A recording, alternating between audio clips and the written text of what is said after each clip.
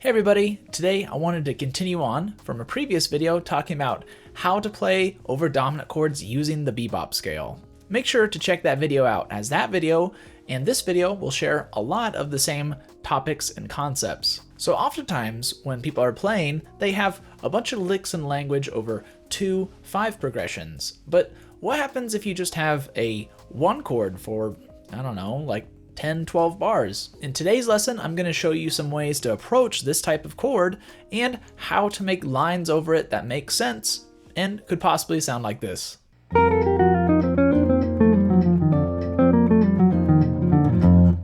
So first off, you need to know a couple of building blocks that we're going to combine together. The first being the major bebop scale, the second being minor arpeggios, and the third one being enclosures. So the major bebop scale is just our normal major scale with an added sharp 5 scale degree, which makes it into an 8-note scale, which sounds like this.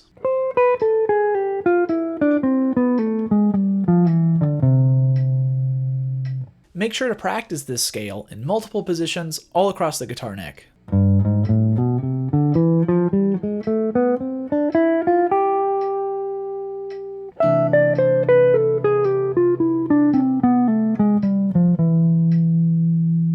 So this scale is essential in playing over major chords because it's going to allow us to connect ideas and lines together. What do I mean by this? Well, if you start on a chord tone of whatever major chord you're playing over, in this case we're playing over a C major 6, then you're going to land on that same chord tone 4 beats away.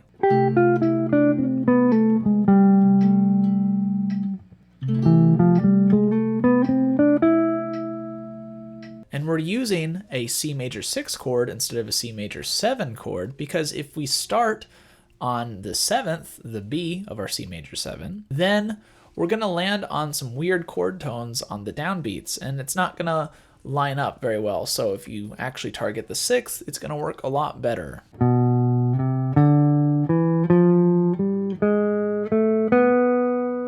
So once you've learned your major bebop scale and you've practiced it all across the guitar neck and learned it in multiple positions, the next thing that we're going to do is add another layer to this equation, that being minor arpeggios. So the arpeggio that we're going to add is E minor 7. In this lesson, we're playing over C major. So what you do is you go up to the 3rd note in our scale of C, C, D, E, and you make that into a minor 7 arpeggio.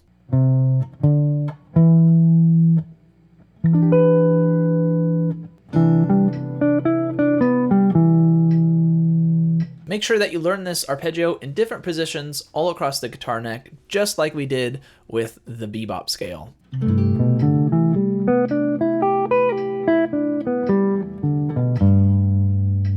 Now let's combine our major bebop scale and this minor arpeggio together. So you can run up the arpeggio and then walk down the scale.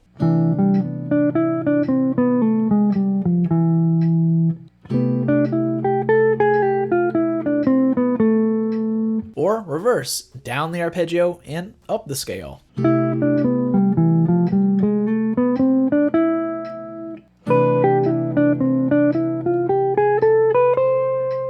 Remember that you don't always have to start on the root of the arpeggio or the root of the scale when you're doing this.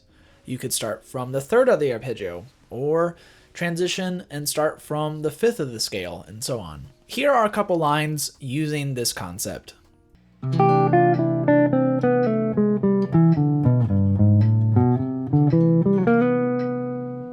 Okay, so the last element to this equation is adding enclosures. If you don't know what enclosures are, make sure to check out my 2 videos where I really cover in depth this concept.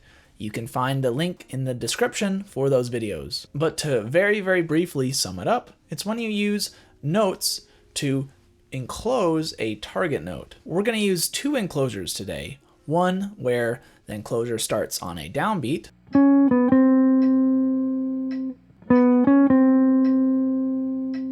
and one where the enclosure starts on an upbeat.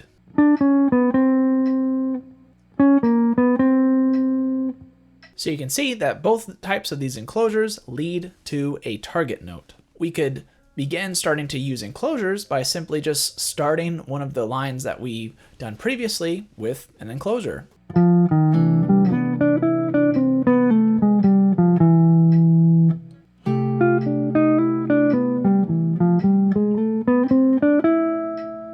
Or you could add the enclosure somewhere in the middle of your line, like this.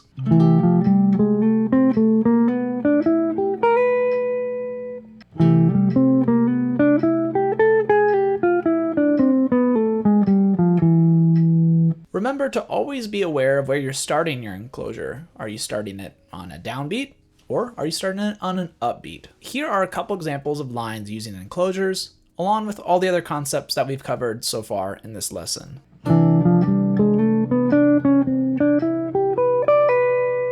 Alright, so now we have the process in order to help us play over major chords for pretty much as long as we want to. Try adding this to the end of your 2-5-1 lines.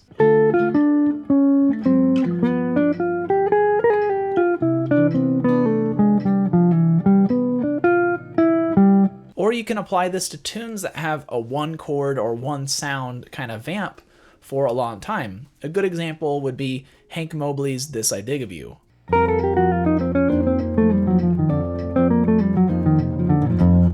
Thank you guys so much for watching this video about how to play over major chords. If you want to see me finish the series and talk about how to play over minor chords, let me know in the comment section below. Also, if you have examples of some standards that have this kind of one sound, one chord progression, make sure to comment below so other people can check it out and apply this material to that tune. If you like my channel and you like what I'm doing here, make sure to hit that like and subscribe button for more content in the future. And if you want to support me personally, make sure to check out and buy my new record, Each Step. Anyways, thank you guys so much for watching, and remember to always keep swinging.